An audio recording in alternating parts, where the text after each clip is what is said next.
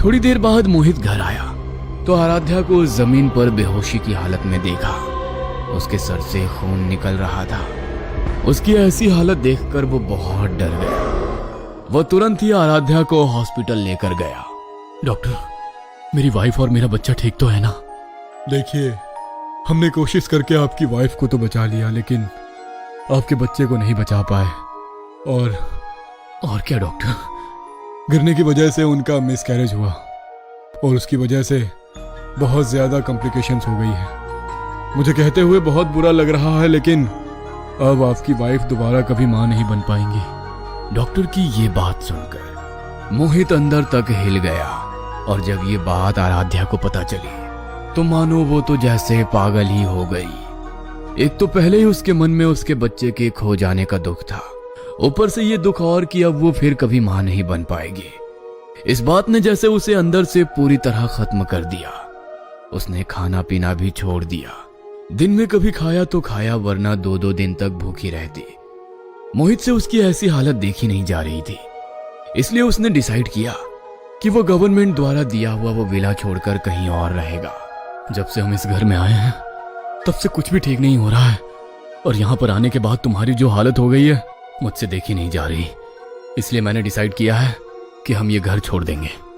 जब से आराध्या का मिसकैरेज हुआ था तब से आराध्या को वो बच्चा घर में कहीं नजर नहीं आया था, लेकिन जब मोहित ने घर को छोड़ने की बात कही तो अचानक वो बच्चा अलमारी के पीछे छिपकर आराध्या की तरफ झांकने लगा। आराध्या को महसूस हुआ कि कोई उसे अलमारी के पीछे से झांक झांक कर देख रहा है। तो उसने उस ओर देखा तो उस बच्चे की आंखों में आंसू थे, जैसे वो नहीं चाहता था कि आराध्या उस घर को छोड़कर जाए। नहीं मोहित, मैं इस घर को छोड़कर नहीं जाऊंगी। लाइफ में प्रॉब्लम्स का सामना तो करना ही पड़ता है। तुम चिंता मत करो, मैं पहले से ठीक हूँ और धीरे धीरे और ठीक हो जाऊंगी।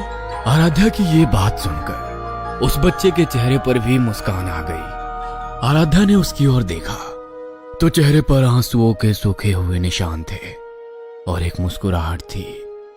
आराध्या के मन में अब सवाल उठने लगे कि आखिर जब इस घर में मौत उस लेडी की हुई तो उसे वो बच्चा क्यों दिखाई दे रहा है, और वो बच्चा कौन है।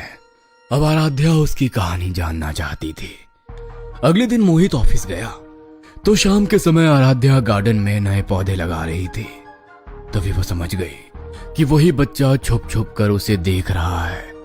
उसने मुड़कर देखा तो वही बच्चा गार्डन में लगे एक पेड़ के पीछे छिपकर उसे देख रहा था।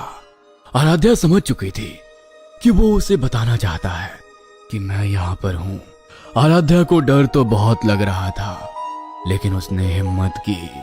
मैं जानती हूँ कि तुम्हें पता है कि मैं तुम्हें देख सकती हूँ, और मुझे ये भी पता है कि तुम मुझसे बात करना चाहते हो। आराध्या को लगा कि उसके ऐसा बोलने पर वो उसके पास आएगा, लेकिन तभी वो कहीं गायब हो गया। आराध्या को कुछ समझ नहीं आया। तभी कुछ दिन बाद वो अपने गार्डन में बैठकर अपनी शाम की कॉफी एंजॉय कर रही थी और उसके सामने कुछ स्नैक्स और मिठाई रखी थी। तभी फिर से उसे वो बच्चा दिखाई दिया। वो खाने की तरफ देख रहा था। तुम्हें ये खाना है? बच्चे ने हाँ में गर्दन हिलाई तो आराध्या ने प्लेट उसकी तरफ बढ़ा दी। तभी प्लेट से एक लड्डू अचानक कम हो गया। मैं जानती हूँ कि तुम मुझसे बात करना चाहते हो। मैं जानती हूँ कि तुम बहुत परेशान हो। मैं जानना चाहती हूँ कि तुम कौन हो और तुम्हारे साथ क्या हुआ। आराध्या की ये बात सुनकर उस बच्चे की आंखों में आंसू आ गए।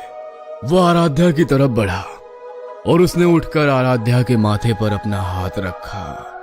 तभी आराध्या को कुछ ऐसा पता चला जिसे जानकर उसकी रूह कांप गई।